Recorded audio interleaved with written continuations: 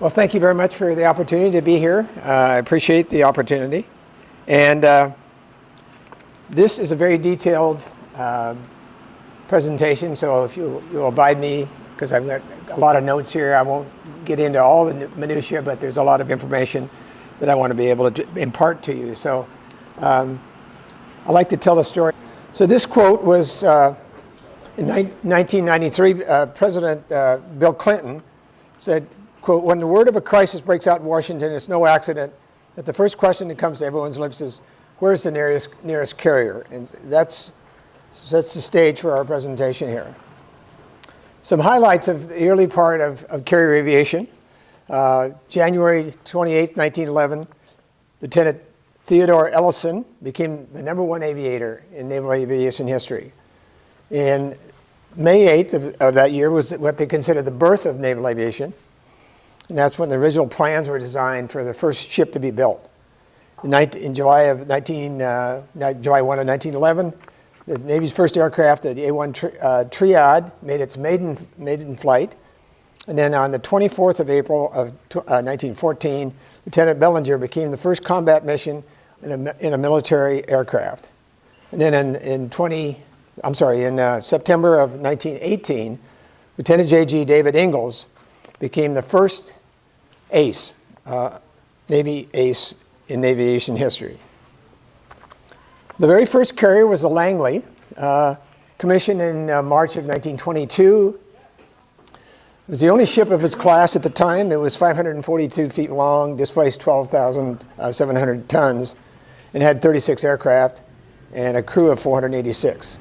It was scuttled in 1942 by following a Japanese attack 75 miles south of Java. And it was a converted coal ship initially. The Lexington class, two ships, 888 feet, displaced 36,000 tons, 88 aircraft, and a crew of 2,790. And then the Ranger class, it was only one ship in that particular class, displaced 25,000 tons and had 90 aircraft on board.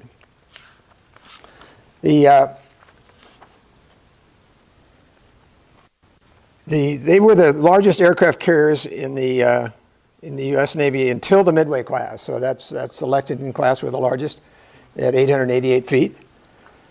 The Saratoga served throughout the war, and despite being torpedoed during World War II, heavily damaged by kamikazes in the Battle of Iwo Jima in early '45. The Ranger class, as I said, only one was built, and they spent most of the World War II in the Atlantic and the Med against the German Navy, which was a weaker opponent and supported various combat operations. That was the Ranger. It was the first one to be built as a carrier from the ground up. The Yorkshire class, three ships, 825 feet, 25,000 tons, 80 aircraft, and a crew of 2,217. And the Yorkshire, they were a smaller displacement than the Lex, and they maintained a high operational speed and without sacrificing protection features and air capacity. Improved durability and provided close to all-weather ability to launch airplanes. The Hornet was one of that class that launched the Doolittle raid in April of 1942. All three carriers fought in the Battle of Midway. The Yorktown was sunk during the Battle of Midway, as I'm sure many of you know. The Hornet was sunk during the Battle of Santa Cruz in October of '42, and the Enterprise was the most decorated World War II ship with 20 battle stars. The Wasp class, one built, commissioned in April of 1940, and reduced size and more vulnerability to the version of the Yorktown. The initial deployment to Atlantic and Mediterranean was transferred to the Pacific following the losses at Coral Sea and Midway battles. Now we come to the Essex class. They were really the most built ship of any carrier. There were 24 ships built during World War II that were part of the Essex class. They were all commissioned between '42 and '46. There were two versions. There was the normal version, which was 872 feet long. And then there was what they called the extended version, which was 888 feet. And the displacement was essentially the same. The crew was quite a bit larger on the Essex class extended. It had 3,448 versus 2,600 in the Essex class, the basic Essex class. So then the Independence class joined 9 carriers built in this group. They were all commissioned in 1943, and they converted from the Cleveland class light carriers. A vital component of the first of the fast carrier task force, the Princeton was sunk during the Battle of Leyte Gulf, and in October of '44, it was the last U.S. carrier sunk during World War II. The Bella Wood, CB-24, and the Langley were transferred to the French Navy in 1951, and the Cabot was transferred to the Spanish Navy in '67. Gerald Ford served on the USS Monterey as an assistant navigator, athletic officer, and an aircraft gunnery officer. George Bush flew the Avenger from the San Jacinto, and all ships were initially decommissioned by the 1947. The Battle of Coral Sea, of course, was very, very famous. The first battle strictly between aircraft carriers. Opposing ships were never in sight of each other. All combat action was carried out by carrier-based aircraft, and the Lexington was sunk during that battle. Tactical victory for Japan, lost fewer ships in tonnage, but a strategic victory for the U.S. because we stopped them from advancing on New Guinea at the time. Carriers really did turn the battle in the Pacific. As we all know, the Battle of Midway was very famous as it was a turning point in World War II as far as the Pacific theater is concerned. We sunk 4 carriers in a matter of minutes in that battle, and that was really the turning point for the Pacific theater. And if you've been to the Midway and you've seen the movie, that's a very good representation of what happened in that battle. Then there were what they call the workhorses, the escort carriers. There was a number of small carriers built during World War II that just carried a lot of troops and were escorting. They were looking for subs and escorting the main carrier task force. George Bush, of course, as we all know, was the youngest naval aviator in World War II. At 18 years old, he was assigned to a torpedo squadron, and he flew the Avenger. 58 combat missions. He was shot down on a bombing run near Chinchi-jima Island, and he was rescued by a submarine, the USS Finback, and received the Distinguished Flying Cross, and of course had a distinguished career, ultimately becoming President of the United States, obviously. Carrier casualties of World War II. The Lexington in the Battle of Coral Sea, the Yorktown in June of '42 in the Battle of Midway, was being towed back to Hawaii and was sunk by a Japanese submarine. The Wasp, September of '42 at San Cristobal Island, and the Hornet in Santa Cruz in '42 as October 27th, Santa Cruz Island, and then the Princeton in the Battle of Leyte Gulf. Next comes the Midway class carriers. The Midway, of course, being the first of those 3. Took about 18 months to build. Built in Newport News, Virginia. It took about $89 million to build, to contrast that with the Gerald Ford, which took about $12 billion to build. It was built in 18 months, and the Ford took about 4 years to build, just to give you some sense of the contrast between the two. Originally, it was displaced 45,000 tons. It was converted twice, as you probably know. It started out as a straight deck carrier. It was the first steel deck carrier of its kind. And they converted it in '55. They put the 11-degree angle deck. And then in '66, they put it back in the yard again and converted it to what you see today, which is a 13-degree angle deck. So it went from about 49,000 tons to about 65,000 tons, something in that range.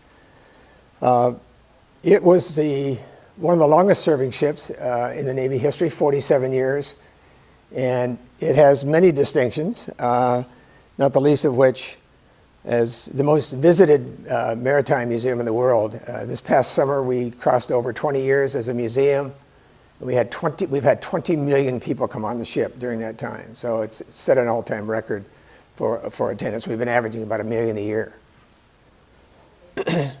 Of course, the Franklin, Roosevelt, and the Coral Sea were part of that group of carriers. Then they had the Saipan class, which was built after that. They were smaller ships in the almost 700 feet range, 14,000 tons, and they were basically converted to either a communication ship or a command and control ship. They really weren't very capable of operating as a full-time carrier, so they converted them to a different use. The future of aviation was really in jets, and that's what converted. That's why we ended up with an angled deck, because of the development of the jet engine. The jet engine, now you have airplanes that are twice as big, twice as heavy, and coming aboard about twice as fast. So the idea of the angled deck, which the British developed, and we were the first ones to actually produce one, but the British came up with the idea of the angled deck. And by having the capability of using an angle, you overcome the problem of a propeller plane. Back in the day before angled decks, there were 14 resting gear cables. When you get the angled deck, you have 3 or 4 cables that you're dealing with, because if you miss, you can go back around. So it was a real evolution in the modern lexicon of carrier aviation. The Antedium CV-36 was the first of the angled decks to be converted. Then we go into the super carriers, the Forrestal class. There were 4 ships: the Enterprise, the Forrestal, the Saratoga, the Ranger, and the Independence. Very large island, over 1,000 feet long, displaced 60,000 tons, and manning level was about 5,540, something like that. So much bigger carriers, more capable, carried more fuel, carried more capability as a threat. Then they upped the ante. The Kitty Hawk was 63, the Connie 64, and the America 66. They made incremental improvements. They were much bigger in terms of tonnage, 75,000 tons. Big crew, 1,070 feet long or so. And then, of course, the Enterprise was in a class by itself, CVN-65, I should say. 1,100 feet long, displaced 93,000 tons. It's interesting that it had 8 reactors, and the modern carriers all have 2, like the Ford has 2. It's just amazing to me, the amount of development that's come along with the Ford and all the technology. In fact, the technology is such that the Ford is able to have about 500 less manning level because of the amount of technology that's been put into that ship. Even though it took a long time to get the bugs worked out with all the elevator problems and that kind of thing, they finally got it going. They were a key component in the Cold War, certainly. They could carry lethal weapons. They could stay on station. Defensive systems were much more capable. Then in the Korean War, of course, there were 18 different carriers, supports, Essex and escort class carriers. More than 250,000 sorties were flown during that time. In the Vietnam era, 24 different carriers supported the Essex class, the Midway, the Forrestal, the Kitty Hawk, and the Enterprise class. 86 different carrier deployments, 9,200 days of combat, delivered more than 1.5 million tons of ordnance, and 532 aircraft were lost in combat. So the nuclear versus conventional, obviously, as we say about the Midway, you had to refuel often because we were burning diesel fuel marine, and whereas the nuke boats, all the nuclears can refuel about every 25 years or so. So there's a huge difference in the upkeep and the maintenance costs of a nuclear ship versus a conventional ship like the Midway. They carry more fuel because they don't have to have fuel for the ship itself. It's just for the aviation side of things. They can carry more weapons. They're more capable. The Nimitz class, in fact, the Nimitz is the oldest, number 68 is the oldest of the Nimitz class carriers, right? It'll probably be the next one to go. When the Ford, now that the Ford is out, I would imagine it won't be long before the Nimitz will go back to being non-used. It's 1,092 feet long and displaced 100,000 tons. It's a bigger crew too, 6,100 members. During the post-war era, the Midway, Ranger, America, and Teddy Roosevelt, of course, were all operating in Desert Storm in the Gulf. The Midway being the lead carrier because our admiral was the senior admiral over there. The Enterprise operated in Desert Shield, in the Bush, in the Iraq War, and the intervention in 2014. The U.S. was involved in 20 wars, conflicts, and military interventions during World War II. During the war, since the end of World War II. Most of the conflicts connected with the ongoing war on terror. And these are a listing here of all the different carriers involved in Desert Storm, Enduring Freedom, Southern Watch, Deliberate Force, Afghan War, Iraq War, and Operation Ocean Shield. And here's the Ford, as I said, class commissioned in 2017. First deployed in 2022, there were a lot of issues with the Ford in terms of its elevators, and it was the bomb elevators really that was the issue, as I understand it.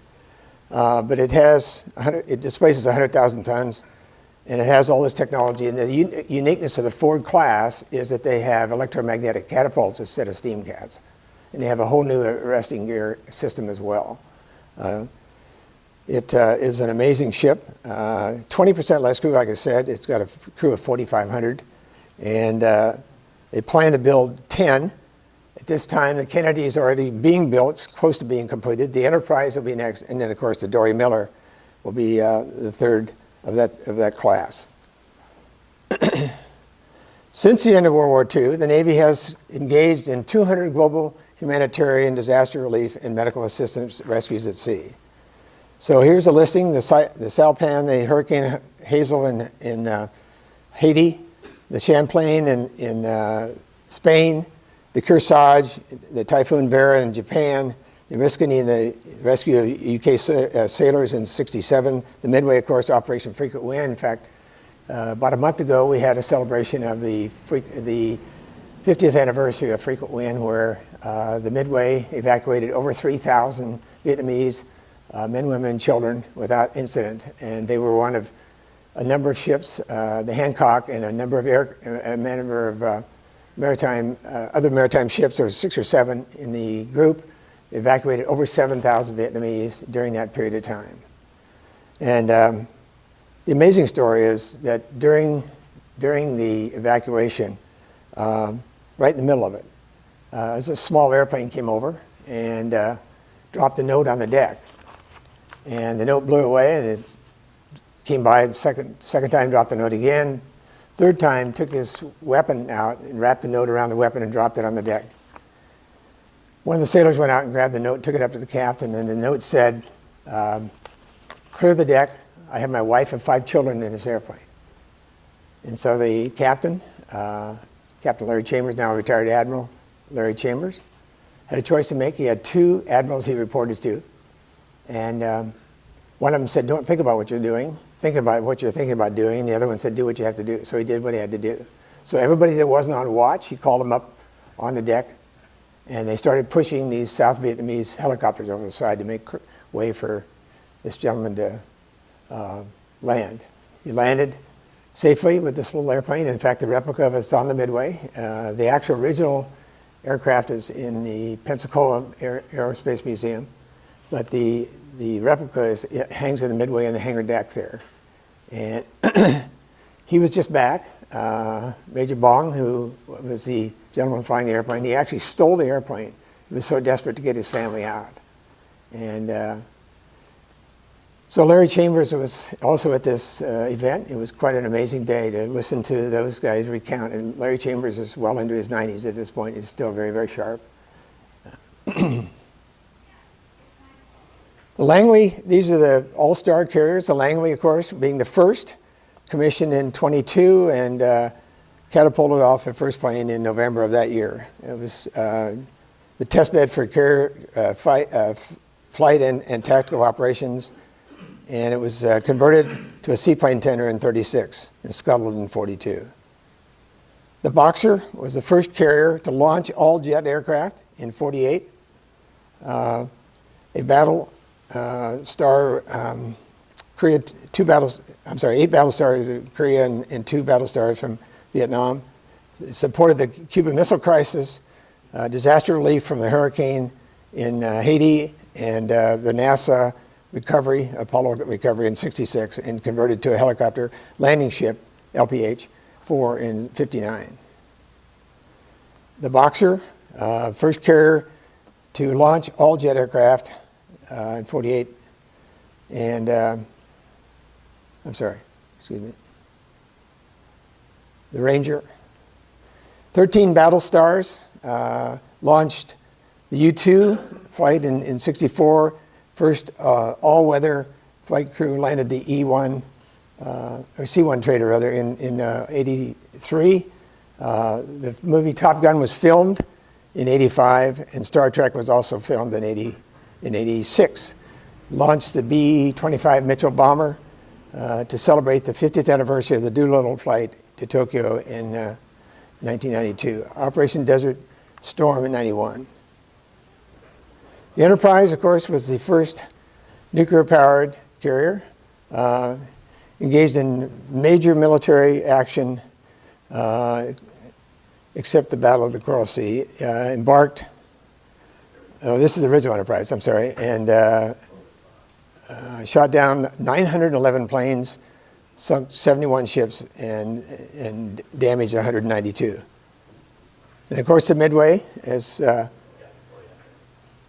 I've indicated earlier, it's just celebrated our 20th anniversary as a museum, and the new CEO, Admiral Terry Kraft, has made it his stated goal to have new exhibits. So last a year ago in May, we opened a new firefighting and engineering exhibit, and then the 27th of this month, we're opening a CVIC intelligence exhibit that will be very interactive, based on Desert Storm.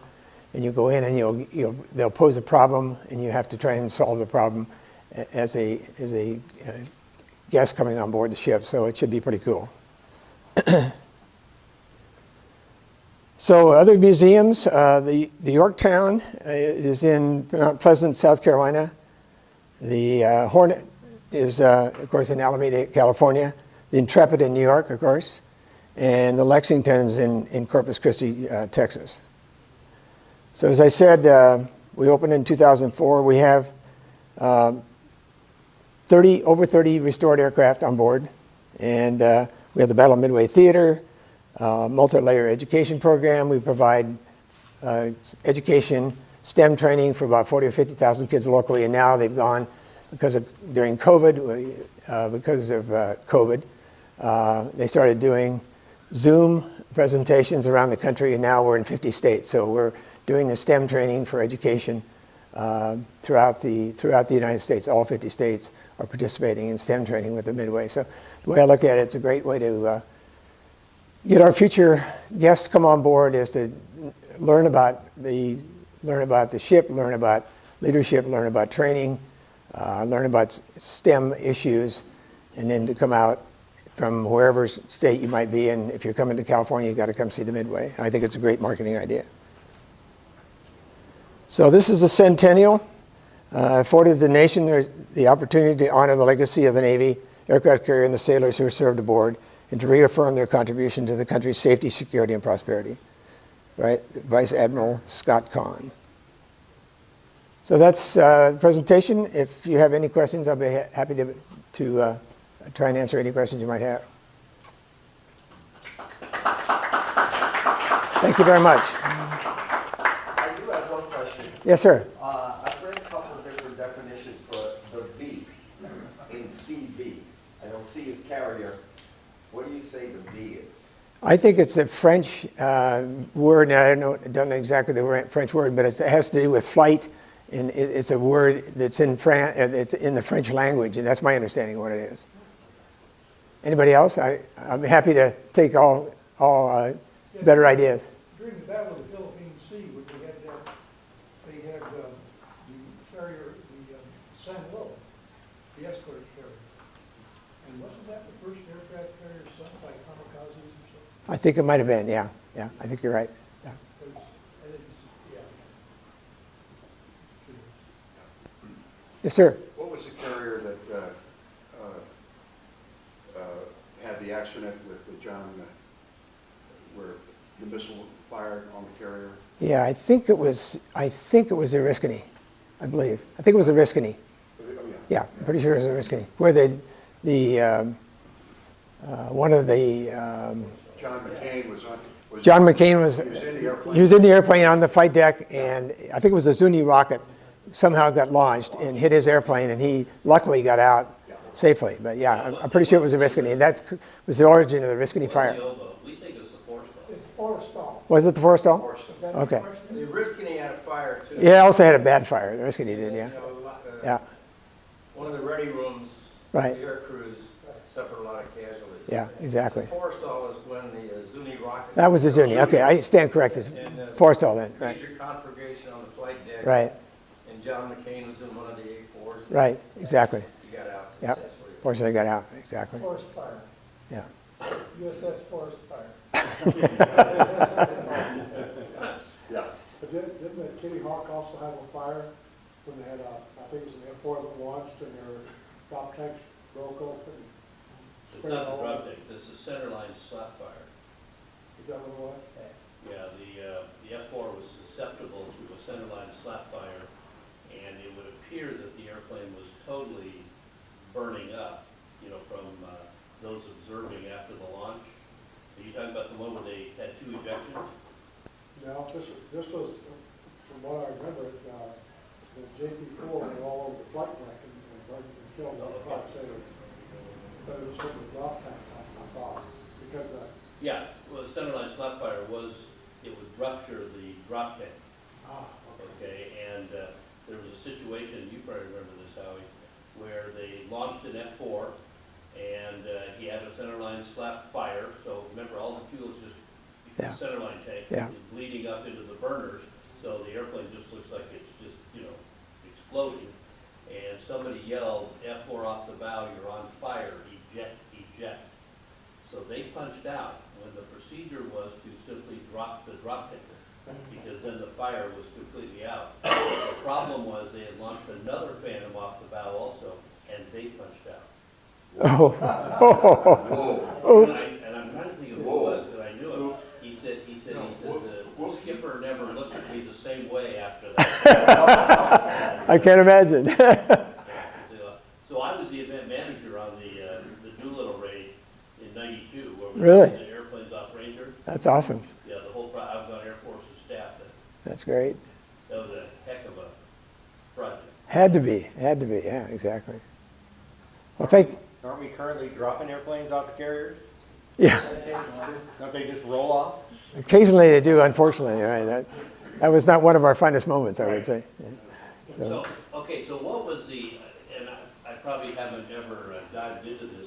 So I was on, my first fleet carrier was Coral Sea. Right, Okay, so Coral Sea, you know, same hull, Yep, Midway, yep. same hull. yep. Okay, what was the intent, okay, of the super, super large flight deck, bow cats only, no waist cat, you know, then Coral Sea comes in with a very proportional sized flight deck, 2 bow cats, 1 waist cat. What was the intent? Because Midway had 3 wires, like I said, no waist cat, so Yeah, it was right. a slower launch Yeah. cycle. That's a great question. I honestly don't know. But, you know, they built the bulges. Right, Okay, exactly. To hold down the rocking, because Yep. the flight deck Was so heavy because was of it, so yeah, heavy, it yeah. went over the edge. Yeah, exactly. So far. Would dip in fact, the elevators would go underwater sometimes in heavy seas, yeah, yeah. Yeah, it's a great question. I don't know the answer to I that. probably didn't know why they took these 2 hulls and Yeah. did them differently. Yeah, it's a great question. I don't know. Yes, sir. Can you talk about the different catapult technologies they use all the time? Well, they started out with hydraulic cats, and and then they went to steam, and steam has been, something that's been used on virtually every carrier up until the Ford. And The steam cats were very efficient. They worked well. There was not a lot of issues with them.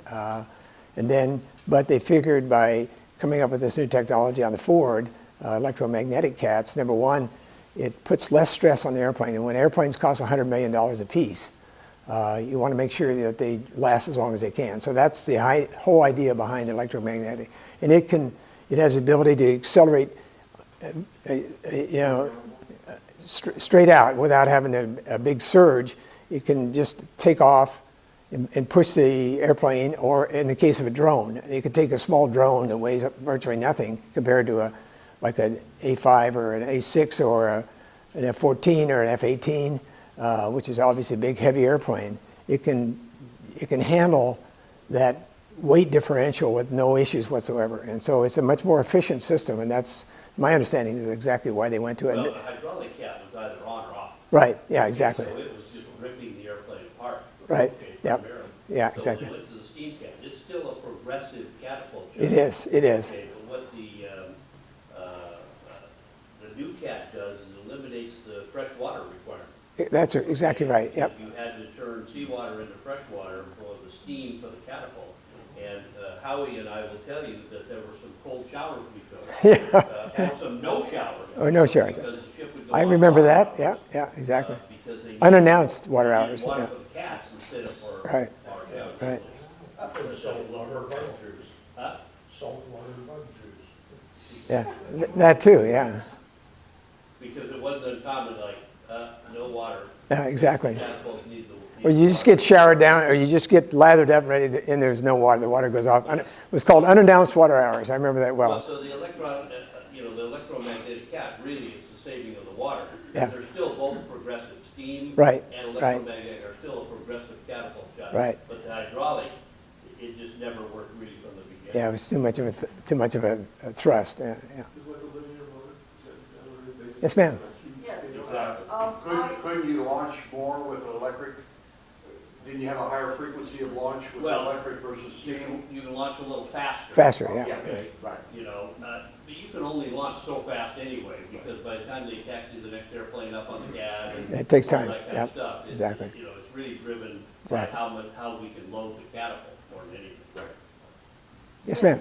The V in the aircraft carrier comes from the French verb voler, to fly. There you go. There you go. Thank you. I knew it was a French word. I couldn't remember what the word was. Yeah, that makes Yeah, sense. and I read where it was fixed wing Yeah, as opposed to flutter. heavier than air. Yeah. Yeah. Well, thank you so much. I appreciate your time. Well done. Thank you.